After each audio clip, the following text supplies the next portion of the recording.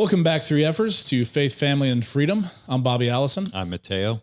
I'm the psychologist, and he's the theologian. Today, we're going to talk about community. Last episode, we discussed the nuclear family and the importance of the nuclear family, the current attack on the nuclear family, and we feel that is also a direct assault on the community as a whole. Essentially, a community is a collection of nuclear families, right? 3F is a psychologist and theologian providing a much-needed commentary on the three most essential elements of life: faith, family, and freedom. There's nothing more important and biblically driven as to the manner in which we should treat our community. And the way we do is essentially the same as we treat our nuclear families. We're supposed to love our neighbor. We're supposed to work hard, populate the earth, spread these communities out. The Bible talks about this in a number of different ways. And I think it's important that as we emphasize the nuclear family, we also stay true to that spirit with respect to the community itself. Yeah, and also what comes to mind is in the book of Acts in the early Christian church, it says they came together and had all things in common, and they broke bread together, shared meals together, sold their property and gave to those in need. And so there we just have a beautiful example of a community taking care of each other. And it can look a little bit like socialism from the outside, but it's important to remember that this wasn't government mandated. This was a group of people just in and among themselves, a group of nuclear families, if you will, choosing to also then step back and see a bigger picture of each other as a nuclear community, right, of sorts. Yeah, so socialism, is in and of itself, I mean, on paper, it seems great, right? I mean, it just the sharing of goods, services, kind of trying your best to do right by your neighbors. The bad part about socialism is government. Whenever government enters the frame in any way in any society, there's eventually conflict. The government in and of itself is supposed to keep us safe, supposed to allow us to uphold our values, so that and it's supposed to ideally in a lot of conservative circles and Christian circles to stay out of our daily lives, out of our daily movement and our daily the stuff that we do individually and relationally, such that our society can thrive. It's essentially supposed to keep us safe, provide defense, internal structure, so that things work as smoothly as possible. So the socialism aspect is confusing to a lot of people, but I think essentially it's the government construct that makes it lethal. Yeah, and so I think from the ground up, we should absolutely, without question, have a heart for community and take care of our community, and all try to be, I almost hate to say as equal as possible, because again, I don't want to get into that communistic feeling, but basically if someone's in need, nobody's just completely left out on a fringe, hungry and in want. Well, but from the ground up, I think it's a very Christian concept. The reason that's kind of murky now is because there's a cadre out there or a kind of a leftist, and I've used the word cabal before, but a leftist group that seeks to muddy the waters with systemic racism claims, this push towards equality of outcome. Equity is the term that they use for it now. Essentially, it means equality of outcome, which is horrible for the family, horrible for the community. It's basically a authoritarian construct. It would lead to what you see in Venezuela. So the reason it's kind of complicated now is because of these leftist currents that are trying to infiltrate the community, infiltrate the family. They've done pretty well so far. that's why a lot of you guys that watch us and watch other shows similar to us are so kind of on fire with this type of thing, or concerned enough to tune in regularly, is because we're all kind of worried by this dynamic that's infiltrating our communities and families. And I think that begs a question, especially in a society like we're in today that's so divided or tribalistic, as they say. When we see this early Christian church exemplifying community in a beautiful way, and we know that Jesus prayed to God that his followers, the people, would be one as he and God were one. So we have Jesus praying for unity and community. But then we also know that there's certain ideas and concepts that we're not supposed to be okay with. So it's knowing where to make that divide between having a peacemaker spirit and trying to live in harmony versus knowing when to stand up for something you believe in and say, no, I'm not going to go along with that.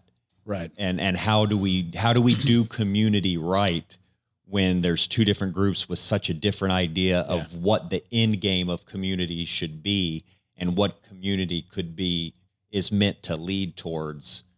That's what I wanted to convey with this podcast today. How can we right the ship of sorts?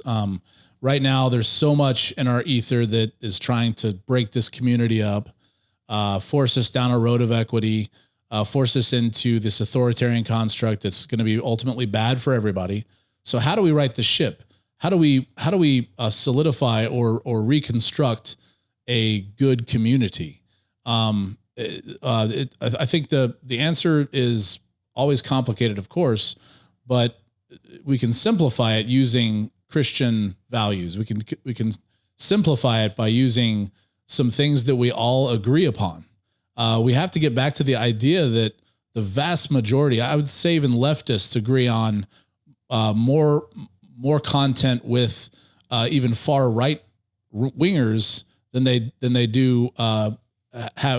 have divergent views and opinions.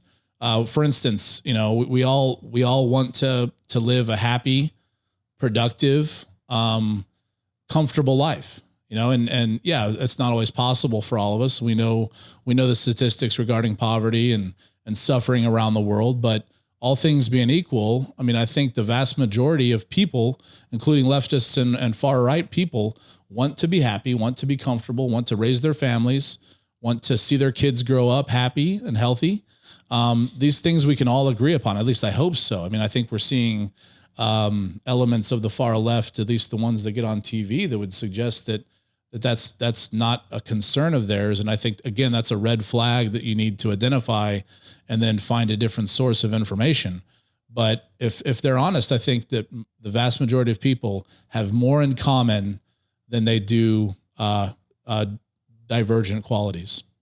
Yeah. And there's like you're saying, there's a radical group, a radical left out there that has hijacked the plane, hijacked the conversation. And they're trying to take that hijack the country, and they're trying to take that plane, our country, to a completely different destination than where everyone on that plane wants to go. And I think on the right, we have our radical right too, and some of that is the true racist KKK members and such, and we don't embrace them, and we do our best, and I think generally don't let them take over the dialogue. These people live in small enclaves and are totally isolated, and we have not allowed them to hijack the plane. But the left... So have you talked to Frank and Billy recently? I'm leaving them in their enclave. But the radical left, the liberals and the classic liberals on the left have allowed these people to take over the plane.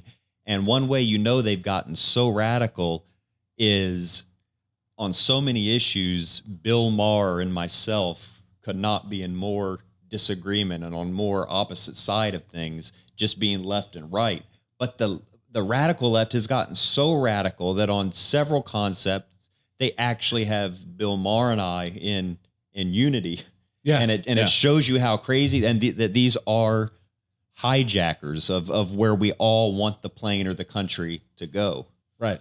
But that's why I say that it would seem like there's those that don't want what most people want, a healthy, productive, comfortable life.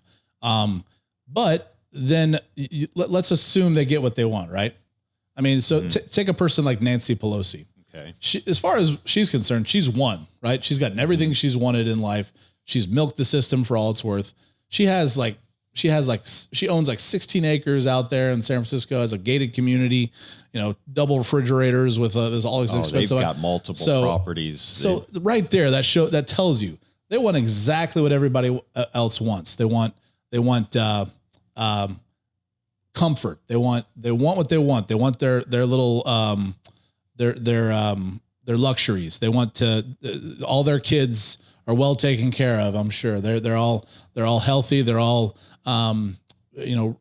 raised with a silver spoon and all that stuff. So the proof's in the pudding there. These people, even the Ibram X. Kendis of the world, I'm sure he's making plenty of cash and setting his family up for the future the same way that we would if we came into some money or if we did well for ourselves in our careers. So I think the proof's in the pudding there. For whatever reason, I think they're going for power. So they're choosing to break up this community. They're choosing to toxify the water system here such that this community disintegrates and they're left on top at the end of the day. I think that's what their end game is, essentially power. They want to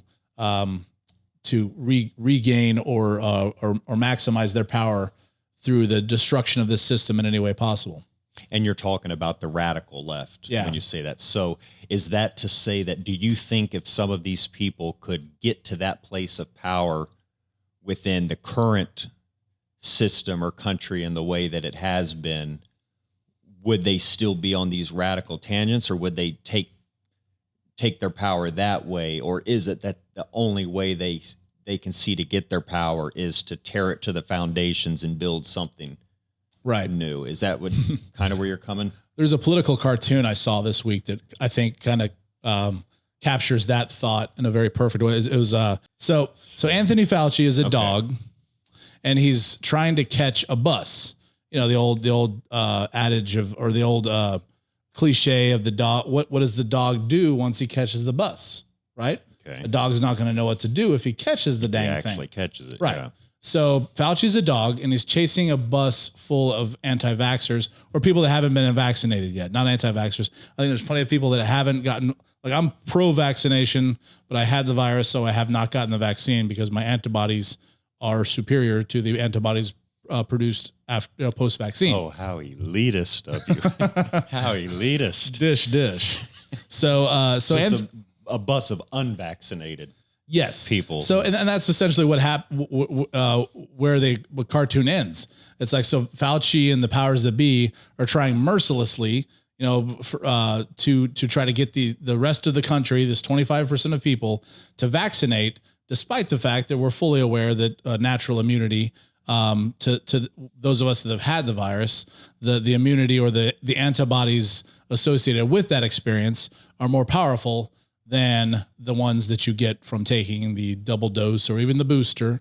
So the thought of the cartoon is like, what's he get? He doesn't know what he's going to do. So these people that are behind all of this venom, they don't know what they're going to do once they catch that bus. They don't know what they're going to do once they gain power. They just know that this is a mode to do it. I think there's a lot of people that are going to get rich quick, that are going to rise to fame through all this virtue signaling of, if you don't get the vaccine, then you're a bad person. If you aren't an anti-racist, or if you aren't that person that gets up there and tears down statues, then you're just one of the other bad people. I think that's the venom that's destroying our communities. So what do? Let's focus on the stuff that we have in common. I've got this. Could you give me that book right there by Mr. Pinker? Yeah, I think this book right here, it encapsulates everything that you need to know. Steven Pinker's Enlightenment Now. He was on Bill Maher a couple weeks ago discussing his book, and Bill Maher asks him right away. It's like, do people hate you, or do your peers, or do those are you on notice, or are you on blast because of what you say in this book? Essentially, what he says is that we've never had it so good. The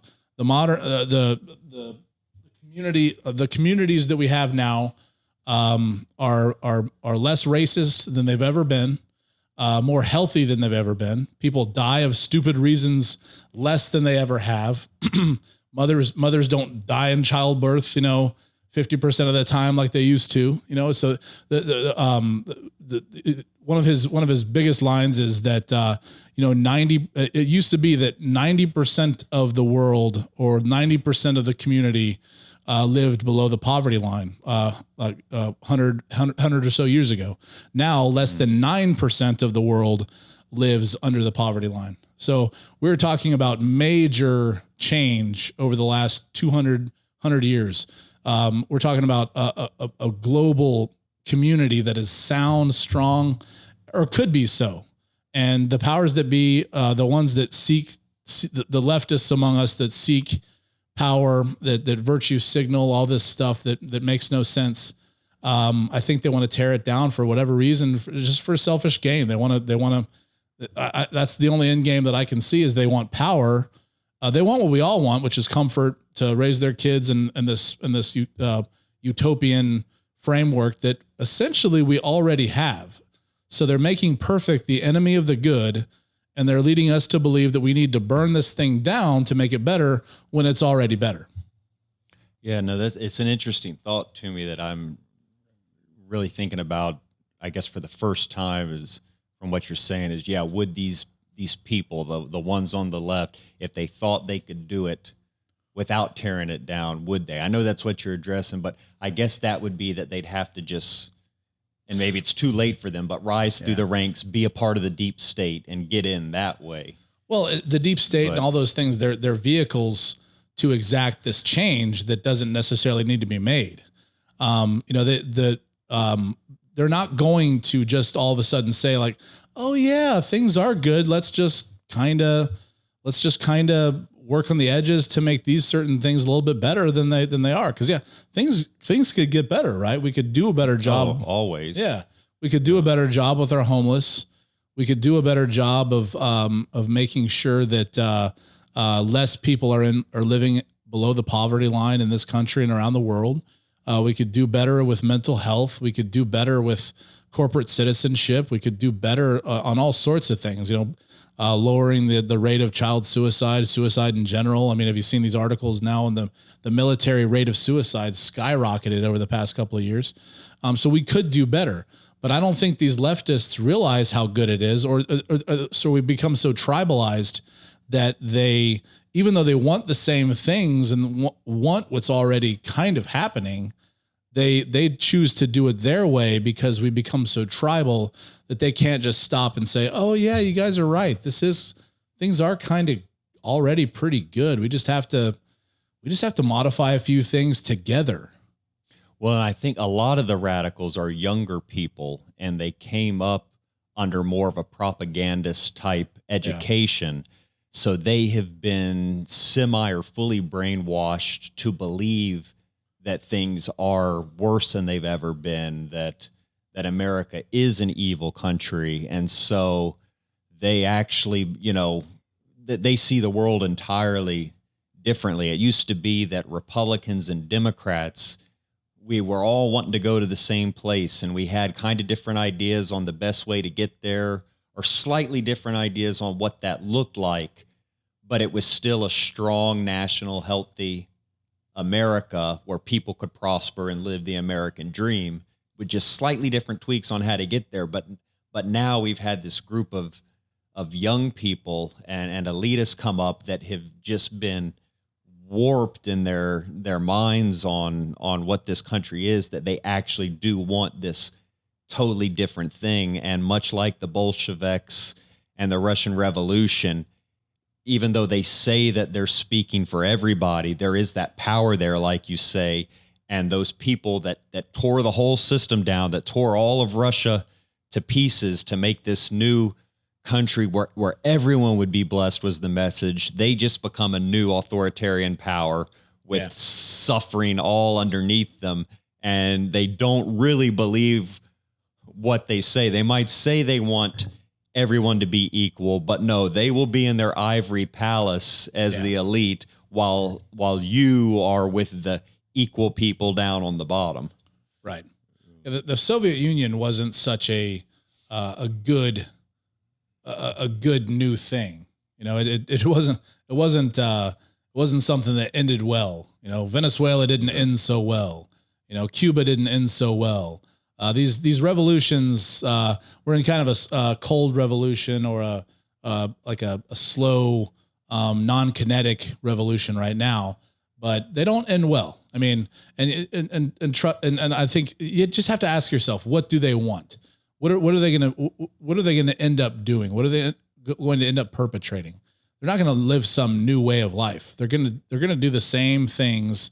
They're going to make sure that they're like Mateo said, they're going to be in their ivory towers, and we're going to have to pick up the pieces and reshuffle our society in a whole new framework that's going to be authoritarian, and there's going to be all sorts of communistic, socialistic themes that rule our life. I mean, you got to be really cognizant of what's really happening on the edges of our understanding right now. You have a very invasive social media.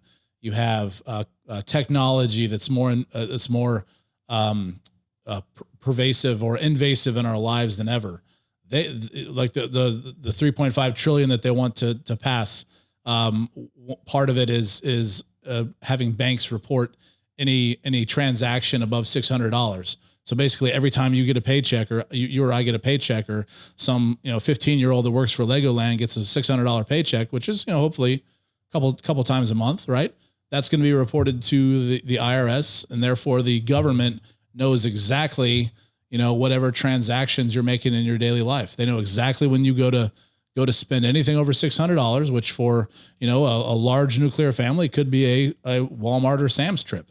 Well, and if we stay under Biden or a Biden-like leader for much longer, it's going to be about $600 to fill your gas tank. Yes. So every time you get gas, or buy toilet paper, they will know. Yeah. What you've done. Looks like Mateo likes to go to racetrack. So yeah, they're gonna find ways of infiltrating every aspect of our life, and by that time it's kind of over. So that's what we have. So solidify our community, repurpose, retool, improve, make healthy our community. That's what we need to do. We have God that gives us a good playbook to use.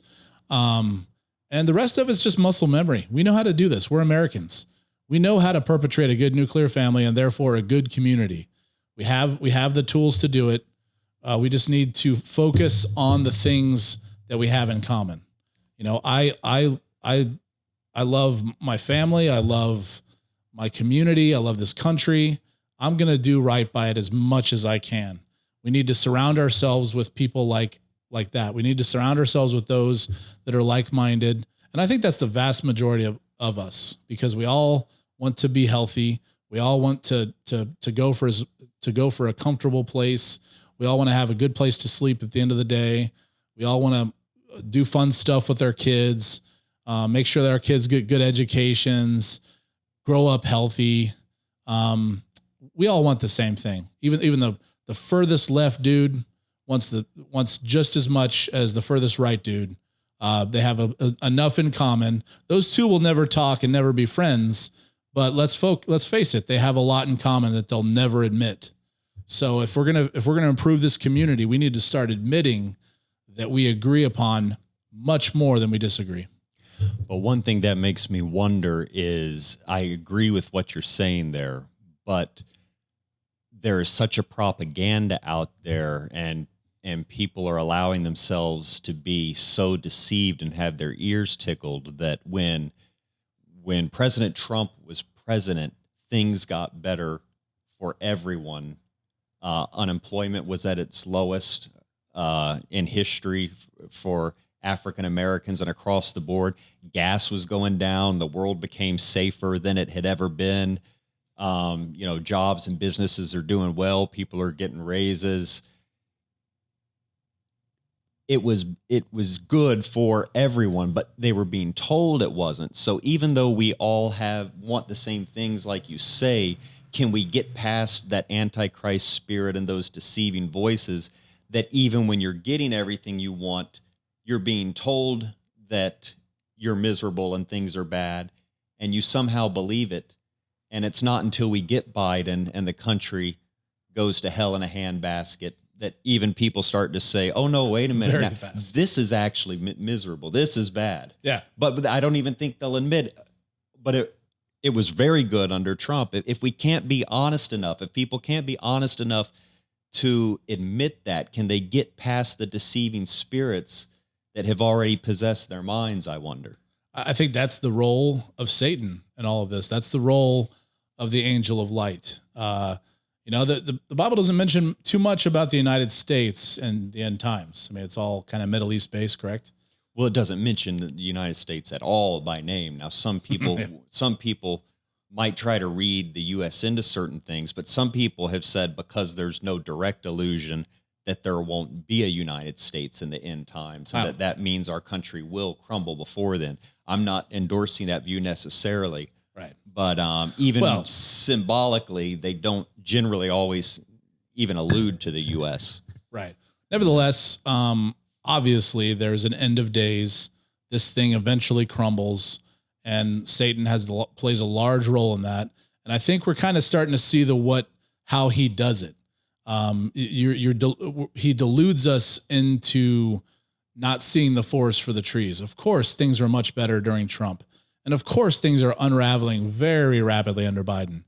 But that satanic element is deluding us, and or a large part of our population, maybe 20% of these leftists that, and even fewer of them, which are their leaders and their cadre, to pushing this toxic ideology that suggests that we need to shoot for equity and label everything as systemically racist, to essentially burn the system down. So I think that's where Satan plays a role in this. It's a fraught question, but essentially this obviously there's that end of days. So obviously this thing disintegrates eventually, but I think it's our duty to do the best we can to right the ship if we can. And with that said, we need to recognize good when we see it. We can't make perfect the enemy of the good. That's what they want to do. Hey, see, things aren't perfect. Therefore, we need to do something. And yeah, I think we need to keep working towards, like I said, working towards bettering our community, but it's on the right track. We need to focus on working together to make good gradual change versus hectic, frantic, toxic change. And you're speaking of the last days and how quickly things have gone south. And what has it been, 7-8 months that Biden's been president? Is that right? Am I off on that? Since January. So 10 months, I guess, 9, 10. But anyway, we see how quickly from fast. A very stable place that in a matter of 9, 10 months, I mean, things were already bad, terrible 6 months in. I mean, does anybody doubt that even with COVID, Trump would have had this thing running at least similarly to the way that the things left off before when COVID started? I mean, we see those job numbers, 194,000 added jobs. We should have had like 2 million. There's still 10 million open jobs out there. It's ridiculous that no one's going back to work because of these policies. All the shipping catastrophe that's going on. We have countless tankers out there in the Pacific and the Atlantic right now that are waiting to get into ports with no workers. We're not going to have anything on the shelves in Christmas time. They're saying buy your Christmas presents now. Major airlines shutting down, just stopping travel along those airlines. Could you imagine? I was in Utah at a conference when that happened. We happened to be on a Delta flight, which did not shut down. It was Southwest that shut down. But if all the airlines just simultaneously shut down because they didn't have enough people, that would everyone would be stuck where they They were. We would have been stuck in Utah, and I'm not in a place to just start funding a hotel stay for weeks at a time. You would have had to convert to LDS. And maybe bought a horse and rode a horse back home if I wanted to get that's a good alternative. Home. I could not have just kept paying for a hotel. Yeah. While I was out there. Oh, speaking of LDS, I mean that no better representation of community than the Mormon community. Some of the best families I've met are LDS families, the greatest communities. It's they're a bit different from our doctrinal issues, and definitely we diverge in a few teachings of the Bible and stuff like that, but great communities. Oh, absolutely. And I think a couple things play into that. One, they have a lot of, I don't know if really doctrine is the right word, but they really teach family orientation, and family is a super important part of their understanding of the restored gospel. And so they're taught as a religious group how to be strong and good in families. Also, they went through a lot of persecution in the beginning up until fairly recent times, and persecution can really bond you as a community. I think that's an interesting piece, and I think that's why Satan's able to get into and infiltrate our communities, infiltrate these leftist leaders so quickly and easily, is because we're so devoid of adversity in this country. We haven't had something to really go up against as a culture, as a nation, maybe since 9/11, but or more drawn out, maybe since the Civil War or the Revolutionary Wars, or when we were much more likely to experience conflict. Maybe after the Great Depression, when the entire country had to go through hard times, and they knew how fragile life was. They knew how fragile economies and communities could be. I think that plays in a role. I think Satan uses that so efficiently to kind of get in there and say, "Hey, look, see, everything's racist. Nothing's perfect. You can go for perfection, lefty. Get out there and make this perfect. Look at these.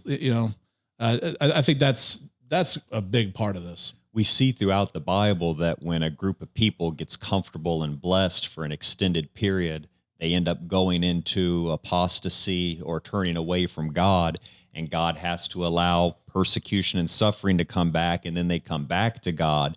And it's not that God wants the people to suffer, but they are going to destroy themselves if he leaves them to blessing for too long.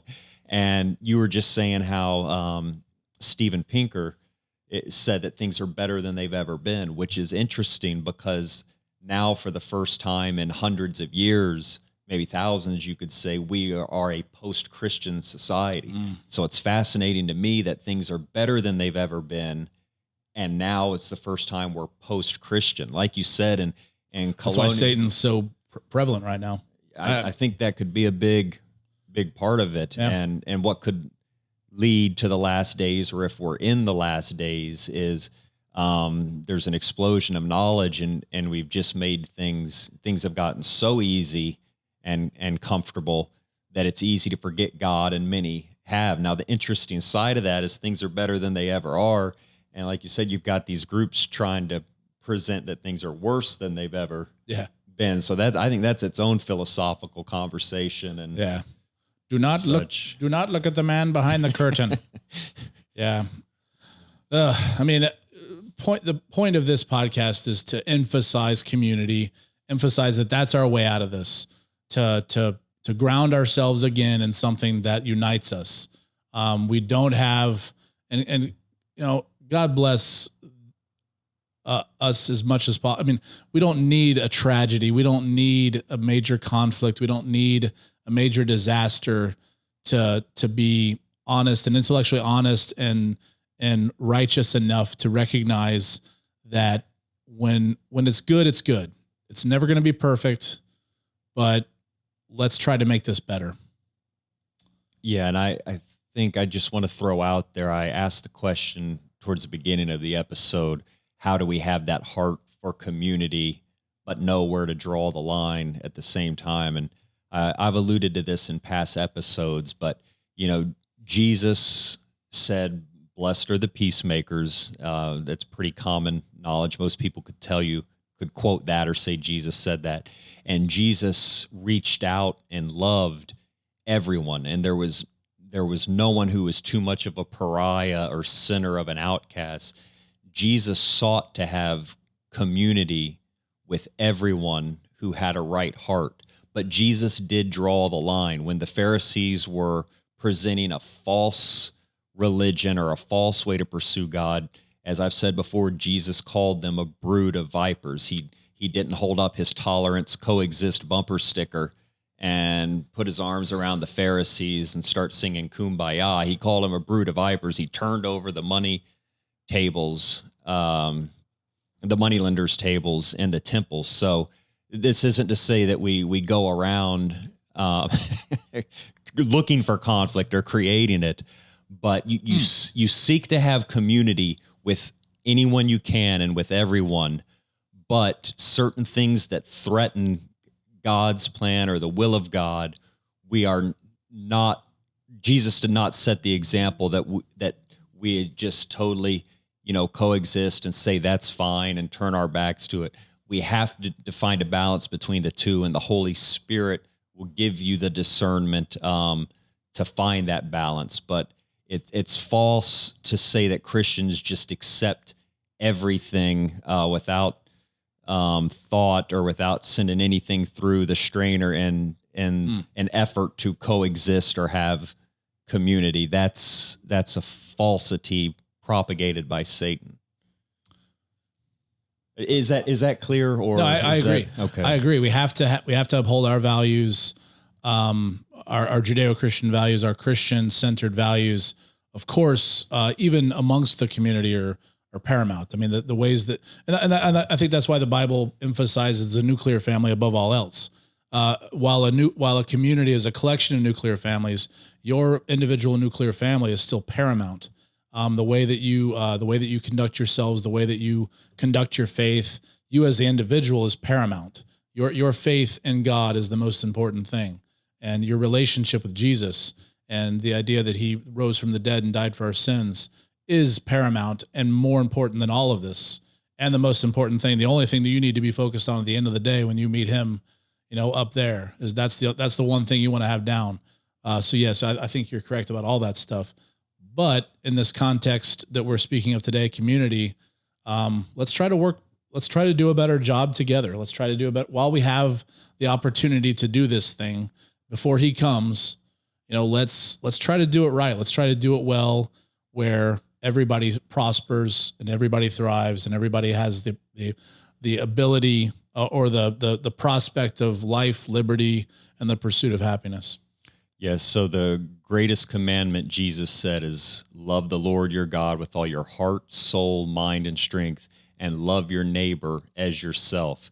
So we hold on to that, love your neighbor as yourself. But the dividing line is before that, it says, love the Lord your God with all your heart, soul, mind, and strength. So if loving your neighbor ever means turning away from God, that's where you find that dividing line. But as long as loving your neighbor is in congruence with loving God, then you're on the right track. Amen.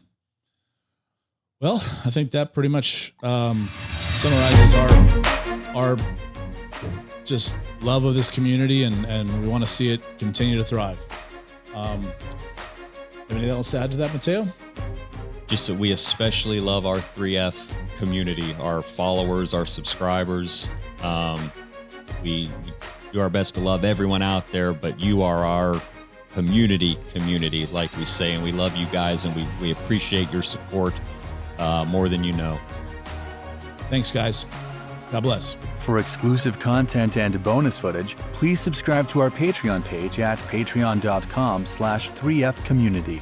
That's patreon.com/3F community. We'd love to have you join the family.